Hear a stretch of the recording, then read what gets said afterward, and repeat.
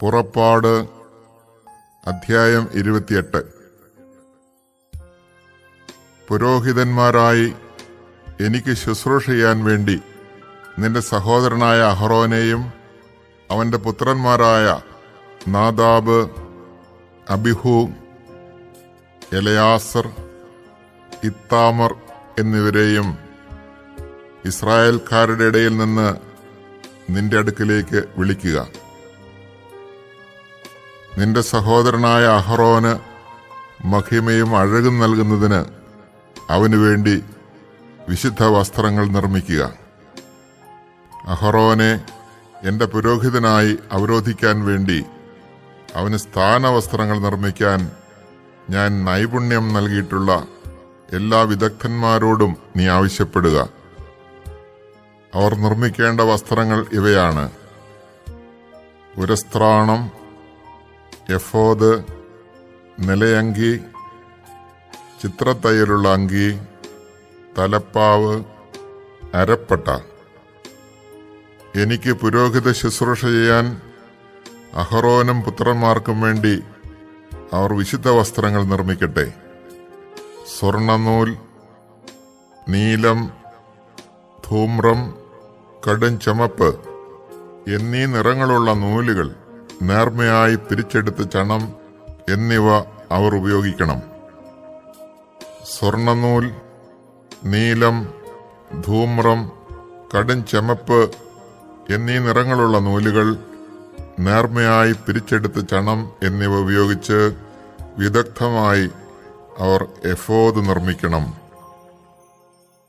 അതിന്റെ രണ്ടറ്റങ്ങൾ തമ്മിൽ യോജിപ്പിക്കുന്നതിന് അതിൽ 2 തോൾവാറുകൾ പിടിപ്പിക്കണം. എഫോദ് കെട്ടിയുറപ്പിക്കാനായി അതിന്മേലുള്ള പട്ടയും സ്വർണനൂൽ, നീലം, ധൂമ്രം, കടും ചുമപ്പ് നൂൽ, നേർമയായി പിരിച്ചെടുത്ത ചണം എന്നിവ കൊണ്ട് അതേ രീതിയിൽ തന്നെ വിദഗ്ധമായി നിർമ്മിച്ചതായിരിക്കണം. 2 വൈഡൂര്യ കല്ലുകളെടുത്ത് അവയിൽ ഇസ്രായേലിന്റെ പുത്രന്മാരുടെ പേരുകൾ കൊത്തണം. അവരുടെ പ്രായക്രമമനുസരിച്ച് ഓരോ കല്ലിലും 6 പേരുകൾ വീതം കൊത്തുക.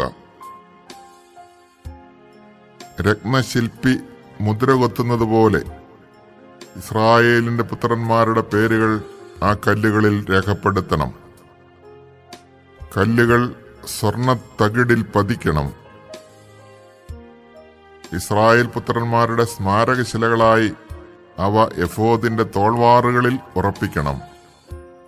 അവരുടെ പേരുകൾ കർത്താവിന്റെ മുൻപിൽ ഒരു സ്മാരകമായി അഹ്റോൻ തന്റെ 2 തോളുകളിലും വഹിക്കട്ടെ. രത്നം പതിക്കാനുള്ള തകിടുകൾ സ്വർണം കൊണ്ടുണ്ടാക്കുക.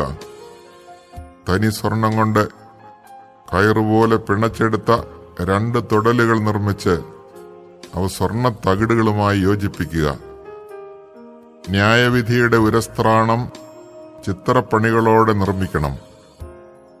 അത് എഫോദ് എന്ന പോലെ സ്വർണനൂൽ, നീലം, ധൂമ്രം, കടും ചുമപ്പ് എന്നീ നിറങ്ങളുള്ള നൂലുകൾ, നേർമയായി പിരിച്ചെടുത്ത ചണം എന്നിവ കൊണ്ടാണ് ഉണ്ടാക്കേണ്ടത്. അത് സമചതുരത്തിൽ 2 മടക്കുള്ളതായിരിക്കണം. അതിന് 1 ചാൺ നീളവും 1 ചാൺ വീതിയും വേണം.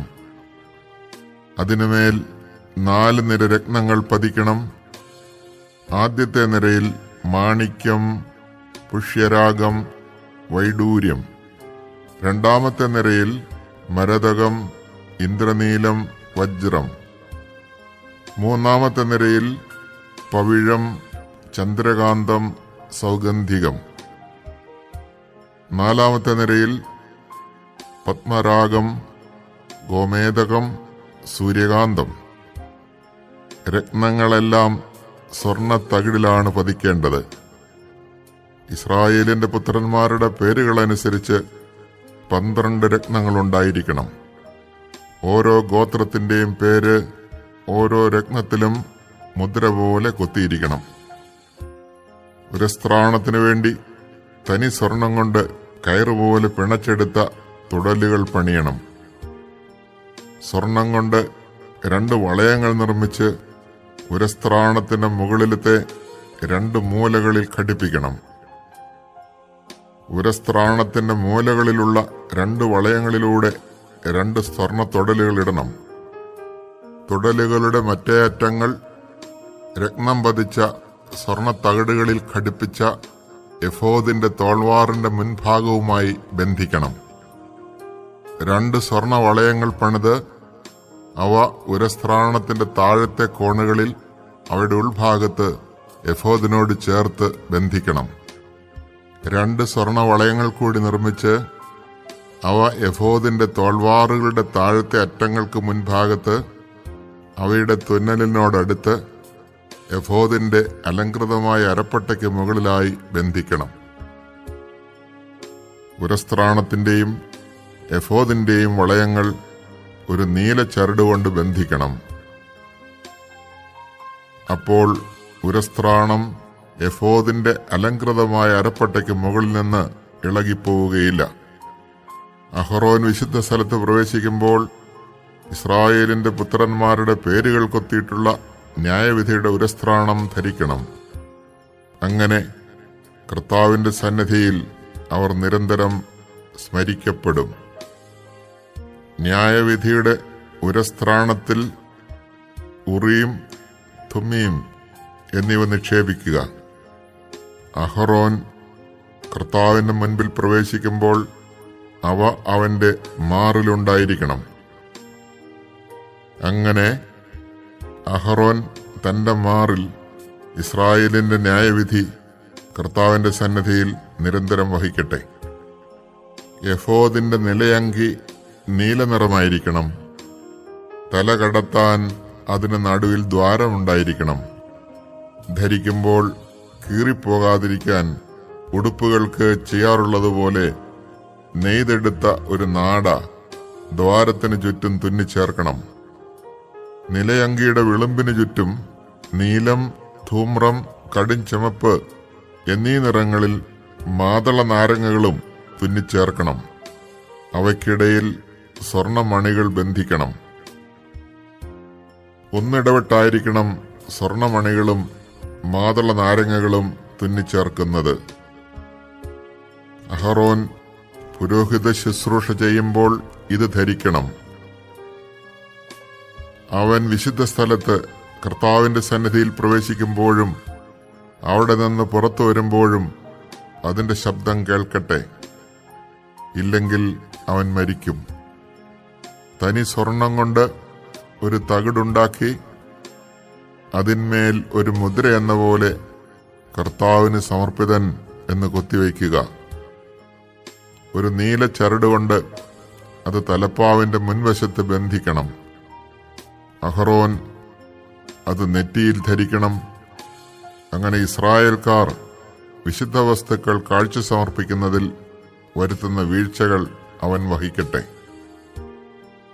കാണിക്കകൾ കർത്താവിന്റെ സന്നിധിയിൽ സ്വീകാര്യമാകേണ്ടതിന് ആ തകിട് അഹറോന്റെ നെറ്റിയിൽ എപ്പോഴും ഉണ്ടായിരിക്കണം.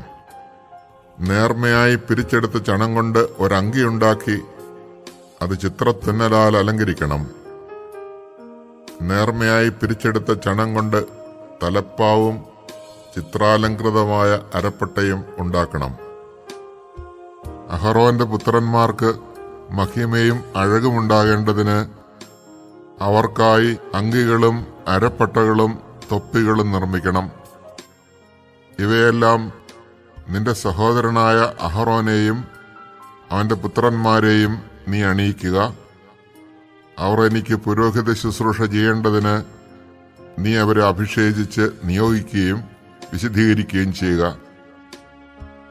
അവരുടെ നഗ്നത മറയ്ക്കാൻ ചണത്തുണി കൊണ്ട് അര മുതൽ തുട വരെ എത്തുന്ന കാൽച്ചട്ടകൾ ഉണ്ടാക്കണം. അഹറോനും പുത്രന്മാരും സമാഗമ കൂടാരത്തിൽ പ്രവേശിക്കുകയോ വിശുദ്ധ സ്ഥലത്ത് ശുശ്രൂഷ ചെയ്യുന്നതിന് ബലിപീഠത്തെ സമീപിക്കുകയോ ചെയ്യുമ്പോൾ ഇവ ധരിക്കണം. ഇല്ലെങ്കിൽ അവർ കുറ്റക്കാരായി തീരുകയും മരിക്കുകയും ചെയ്യും. ഇത് അഹറോനും സന്തതികൾക്കും എന്നേക്കുമുള്ള നിയമമാണ്.